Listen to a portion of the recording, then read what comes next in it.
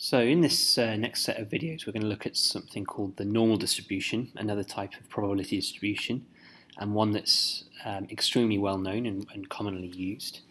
So my aims for this video is to talk about what the normal distribution is and how we can use it. The next video will actually show you how you can get the probabilities calculated using your graphical calculator, because you almost certainly won't need to be ever doing this without your calculator, so it's likely to be a paper 2 or paper 3 question. And we'll be having a look at the link between the normal distribution and what we call the standardized normal distribution, or the Z distribution it's sometimes known as. And that's something we'll come back to. We'll have a look at some examples of why it's important to make that link with some of the more advanced examples that we might want to do. So first of all, let's just imagine where this normal distribution comes from in the first place. Let's imagine this scenario here where we're plotting the heights of every male in the country on a graph, as you can see at the bottom of the page. What would we expect this to look like?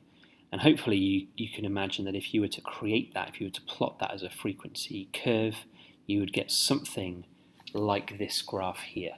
I deliberately stated that it was just the males in a country, because if it was males and females, we might end up having bimodal data that wouldn't reflect this normal distribution. But this is the sort of shape that's going to come up with these heights. And that the normal distribution has been set up as follows. It's been made, because it's a probability distribution, we're going to be using it obviously to calculate probabilities, and the area that is beneath this curve is what is going to come out and give us these probabilities. So it's been set, the function for this has been set so that the area underneath it is going to be equal to 1. It has an asymptote on the x-axis, so it extends from negative infinity to positive infinity, and the function itself is given by this pretty horrible looking function over here.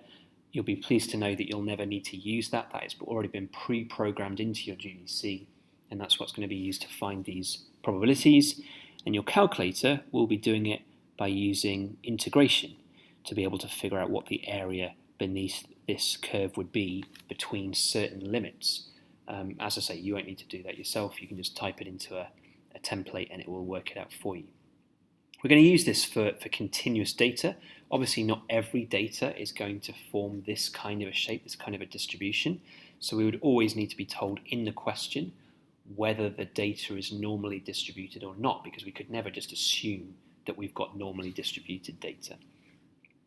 There are certain situations that we'll be looking at in the options module, things like the central limit theorem, for example, that means we can actually apply the normal distribution to a lot more scenarios than we might at first think. So this is something that we'll come back to. And just to give some approximate values, as I say, normally the probabilities we're going to be doing and working out just by putting it into our graphical calculator, but the way this has been derived means that 68% of the data will be within 1 standard deviation of the mean, so between 1 standard deviation below and 1 standard deviation above.